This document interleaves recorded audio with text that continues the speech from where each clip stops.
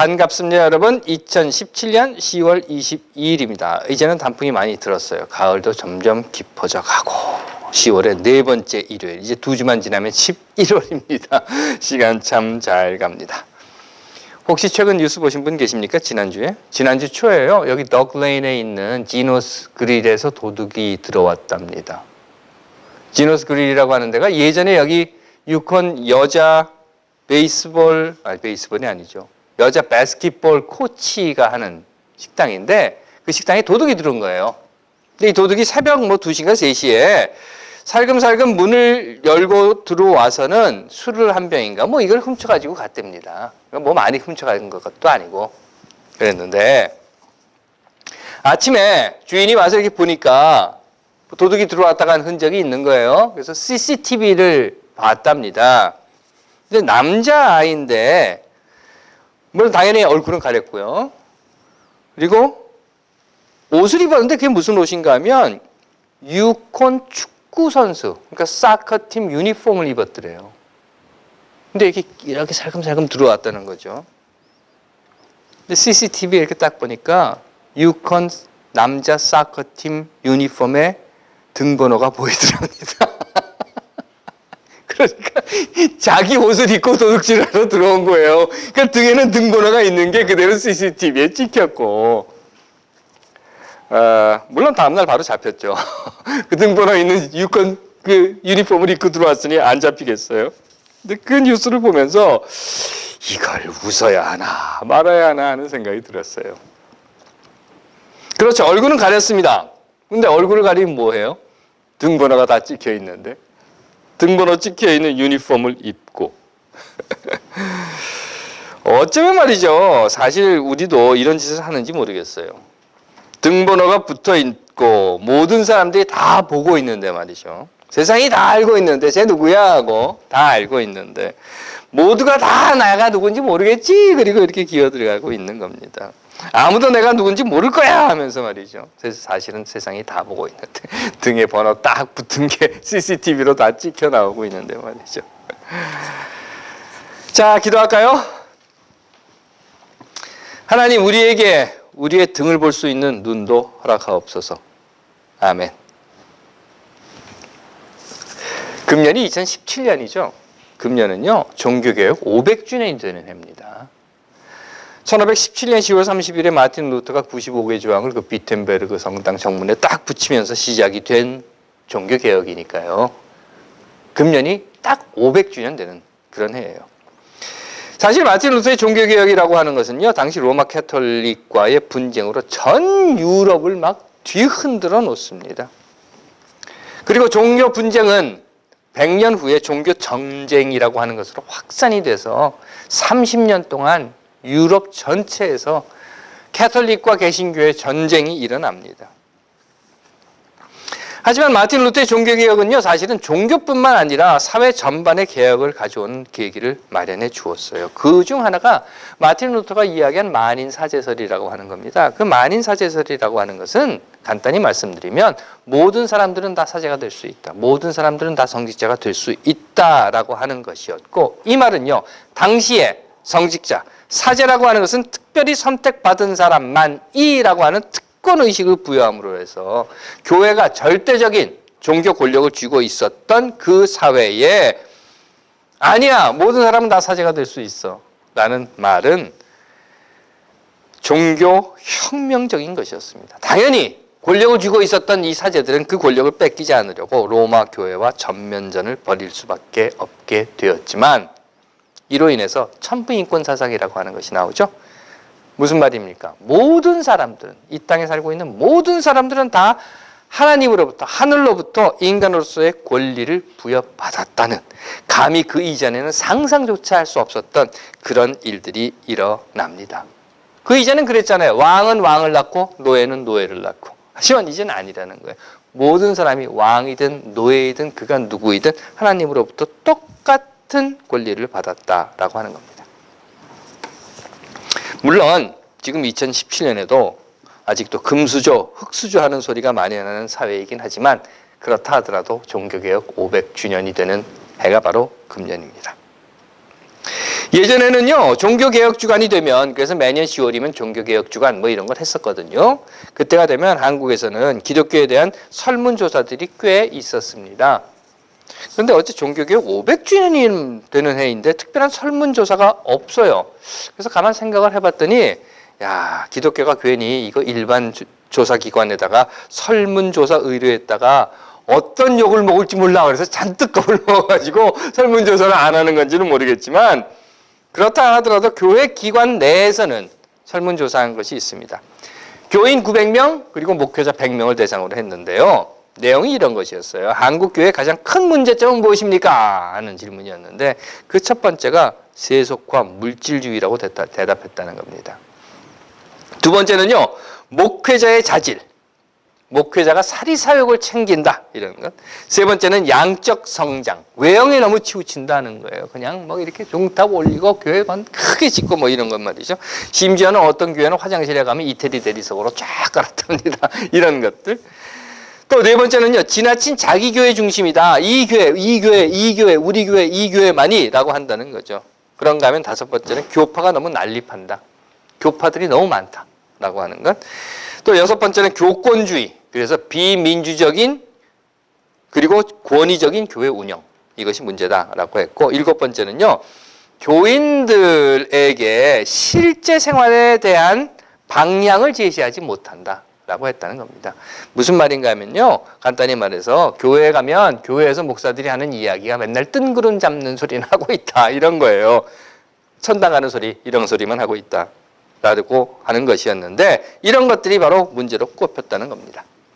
앞에서 말씀드린 것처럼 이건 교회 다니는 사람들이에요. 교인 900명과 목회자 100명, 그래서 1000명을 대상으로 한 그런 조사였고, 수년 전에 종교개혁주의를 맞으면서 한국 개신교회가 나가야 할 방향을 모색한다라고 하는 주제로 일반인들에게, 그러니까 교인이 아닌 사람들에게 설문조사를 했던 것이 있었는데, 이웃에게 묻는다라고 하는 이 주제의 설문조사의 답은요, 이런 것이었답니다. 한결같이 부정적인 의미. 그래서는 기독교, 한국 기독교 하면 어떤 생각이 드냐 그랬더니 기름지다, 느끼하다 이랬다는 거예요. 좀 더 구체적으로 들어가면 한국 기독교가 세상 사람들에게 얼마나 무례하고 천박한지를 보여줄 수 있는 그런 내용들, 이런 것들입니다. 기독교인들은 다른 이들의 말을 경청할 줄 모르고 오히려 늘 누군가를 가르치려고만 한다. 또는 공공장소에서 예절을 지키지 않는다. 이런 거죠. 여러 사람이 함께 쓰는 병실이 있어요. 뭐 6명, 6인실 병실, 뭐 4인실 병실 이런 곳에 신방을 와가지고는 다른 환자들의 양해를 구하지도 않고 자기네들끼리 큰 소리로 막 찬송 부르고 울라울라 하고 기도하고 이런다는 겁니다. 물론 뭐 좋게 보면 신앙의 열정이겠지만 객관적으로 보면 모렴치고 몰상식인 거죠. 또한 이런 이야기도 있어요. 기독교인들은 사회적 영향력을 행사할 수 있는 위치에 딱 오르게 되면 자기 생각이 곧 하나님의 뜻이라고 이야기한다라고 하는 거예요. 왜 대학에서도 우리 흔히 그런 얘기 많이 듣습니다. 대학 교수 중에서 아주 열성적으로 교회 다니는 사람이 있으면 자기가 가르치는 학생들 다 긁고 교회 가는 것. 그 중에 하나이죠. 사실 신앙의 삶이라고 하는 것은요. 지배를 포기하는 것이어야 하는데 오히려 지배를 강화하는 것으로 간다는 겁니다. 또한 이런 이야기도 했어요. 자기와 다른 생각이나 문화 종교를 가진 사람에 대해서 가차없이 정죄한다. 자른다는 거예요. 때로는 불쌍에다 낙서를 한다거나 단군상을 파괴한다거나 하는 폭력적인 행동도 서슴없이 한다. 즉 사회적 갈등을 유발하는 것이 바로 기독교다. 이런 얘기를 했다는 겁니다. 물론 기독교가 다 그런 것은 아니에요. 하지만 부정할 수 없는 현실이고요. 또 소수자의 인권을 억압하거나 그들이 겪는 고통에 무관심하다라는 지적도 있었다는 겁니다. 결국 기독교 교회가 기독교 교회의 역할을 못하고 있음에 대한 일반인들의 고발이었던 거죠.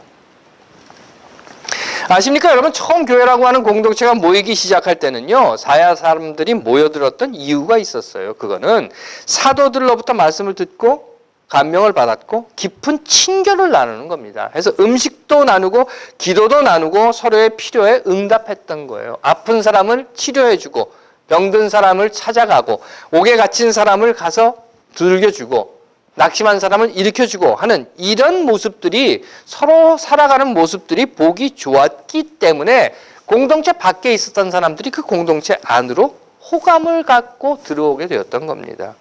매력이라고 하는 거죠. 많은 사람들이 매력을 느낀 거예요. 그 모임이, 그 공동체가. 그런데 오히려 지금 종교개혁 500년이 되는 오늘은 개신교회가 그 정반대의 현실을 보여주고 있는 겁니다. 해서 공동체가 야, 참 매력 있는데야 저기 한번 가봐야지 하고 호감을 갖는 곳이 아니라 오히려 정냄이 떨어지는 곳으로 전락하고 말았다는 겁니다. 왜 그렇게 됐을까? 왜 그렇게 됐을까? 물론 많은 원인이 있을 겁니다. 하지만 그 많은 원인 중에 하나는 세상과 이웃을 통해서 들려주는 하나님의 음성을 이 교회가 듣지 않았다는 거예요. 세상이 들려주는 소리를 듣지 않았다는 겁니다. 이웃이 말하는 그 음성을 듣지 않으려고 했고 또 듣지 않았다는 겁니다. 유대가 바벨론의 침공을 받아서 멸망을 당한 전후에요. 그 직후에 예언자 중에 에스겔이라고 하는 사람이 있었어요. 이 사람은 원래 남유다에서 예언을 하던 사람인데 남유다가 몰당 멸망을 당하고 포로로 바벨론으로 끌려간 그곳에서 또한 예언을 합니다. 그런데 이 사람은요, 당시 유대 사람들에게 있어서 자기들이 하나님의 백성이라고 자부했고 우리가 선민이다라고 하는 목소리를 크게 냈던 이들이 멸망을 당한 것에 대한 충격이 엄청나게 컸습니다. 멸망을 당했다라고 하는 그 현실 자체가 충격이었지만 또한 왜 우리가 멸망을 당해야 하는가? 우리는 하나님의 백성인데 하나님이 우리를 선택해 주신 그런 백성인데 왜 우리가 멸망을 당해야 하는가 하는 것에 대한 충격이 더 컸던 겁니다. 물론 뭐 정치 외교적인 문제라든가 국제 정세의 변동이라든가 하는 중요한 것들도 있었을 거예요. 하지만 이 에스겔은 예언자로서 그런 외적인 이유 말고 더 근원적인 곳에 눈길을 줍니다. 그리고 그 근원적인 것을 종교의 타락이라고 본 거예요. 그런 이유로 해서 에스겔은 예언자들을 향해서 질책을 하고 예언자들을 향해서 탄핵을 합니다. 예언자라고 하는 것은 자기가 서 있는 자리에서 하늘의 눈으로 세상을 바라보고 말하는 사람입니다. 그렇기 때문에 예언자는요, 백성의 지도자들이나 하나님의 공의를 세우기보다는 자기 입속을 차리기에 급급한 그들을 향해서 잘못됐다라고 지적하고 도전해야 하는 그런 사람들이었습니다. 그 말은 곧 예언자들은 기득권을 갖고 있는, 힘을 갖고 있는 제사장이라든가 또는 많은 것을 가지고 있는 갑부들의 소리를 듣는 것이 아니라 오히려 기존 질서의 이 바닥에서 신음하고 있는 이들, 그들의 소리를 들어야 하는 자들이었다고 하는 것입니다. 그러다 보니까 예언자는 당연히 이 바닥에 깔려서 신음하는 자들에게는 친구가 되어야 하고 기득권을 가진 자들에게는 성가신 존재, 아니 미운 존재가 되어야만 했었던 겁니다. 하지만 그렇게 하지 못했죠. 그래서는 예언자라고 하는 자들이 예루살렘이 멸망하는 그 당시에 아니요라고 기득권자에게 이야기하기보다는 예, 맞습니다 라고 하는 것에 익숙해 있었던 사람들이었습니다. 지도자들이 먹이를 뜯어먹는 사자들처럼 백성들을 죽이고 불의한 이득을 취할 때 예언자들은 그들이 잘못한 것에 이렇게 회치를 해준 거예요. 괜찮습니다. 잘하고 계십니다. 예, 맞습니다.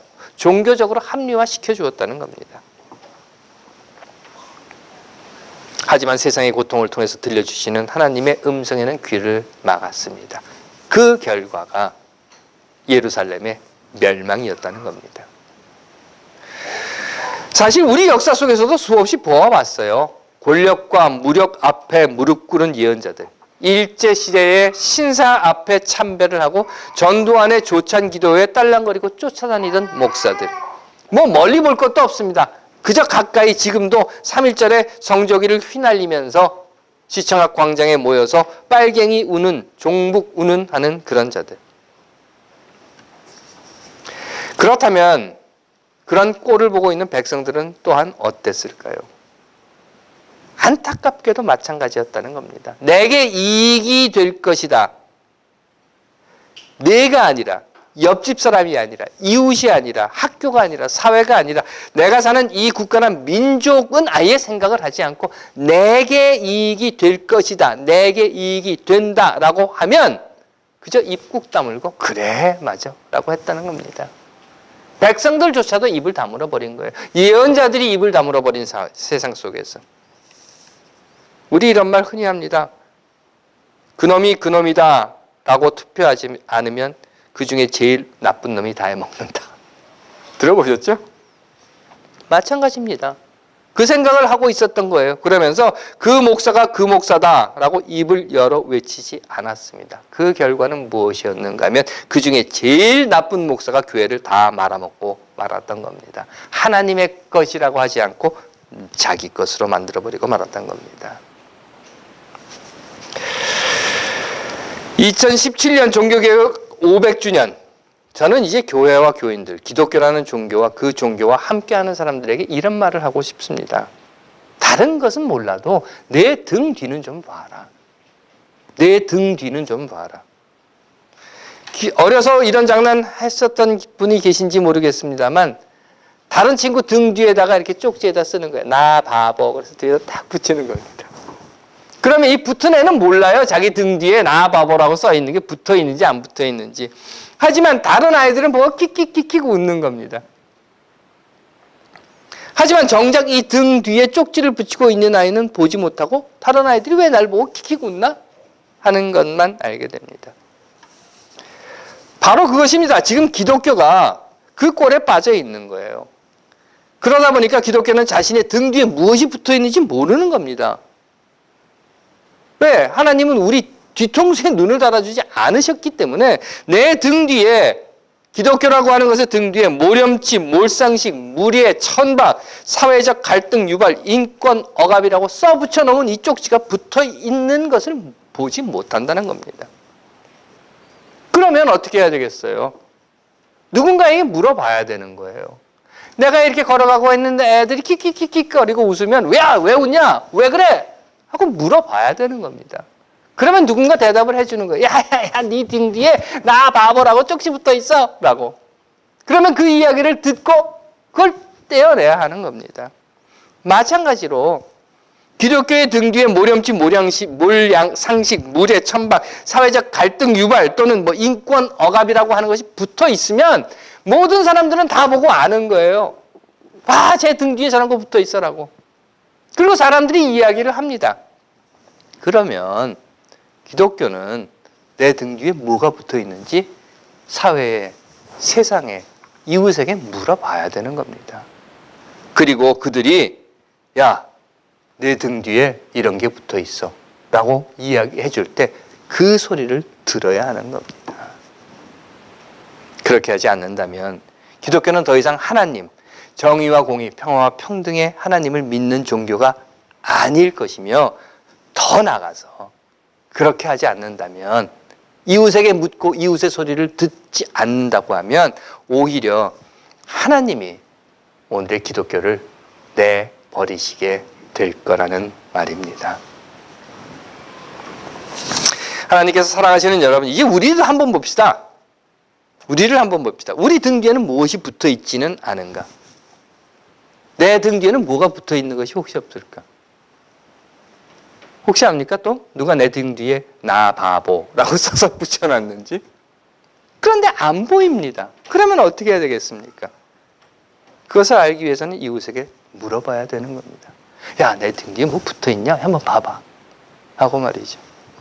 그리고 그 이웃이 내 등 뒤에 이런 거 붙어 있어 라고 이야기해 주면 야, 놀리지 마 하고 그치는 것이 아니라 야, 쓸데없는 소리 하지 마 그리고 돌아버리는 것이 아니라 돌아서 버리는 것이 아니라 아, 그렇구나 하고 소리를 들어야 합니다.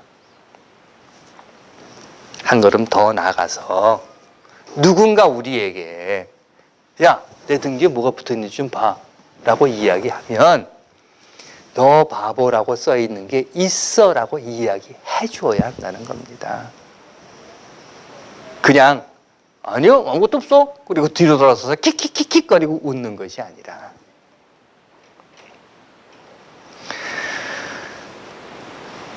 만일 우리가 우리 등 뒤에 무엇이 붙어 있는지 알기 위해 물어보지 않는다면 그리고 그것을 이야기해 주는 사람의 말을 듣지 않는다고 하면 글쎄요, 우리 역시 등번호가 붙은 유니폼을 입은 채 도둑질을 한 그 어리석은 도둑과 다를 바가 없는 자가 되고 말지 않을까 하는 생각을 합니다. 하나님께서 사랑하시는 여러분, 우리를 돌아보고 이웃에게 물어봅시다. 그리고 이웃이 들려주는 말에 귀를 기울입시다. 또한 이웃이 내게 물어볼 때 정확하고 분명하게 대답을 해줍시다. 그것이 세상을 살아가는 우리들의 삶의 모습이 되어야 할 것이며 또한 세상을 함께 살아가는 사람들의 모습이 되어야 할 것입니다.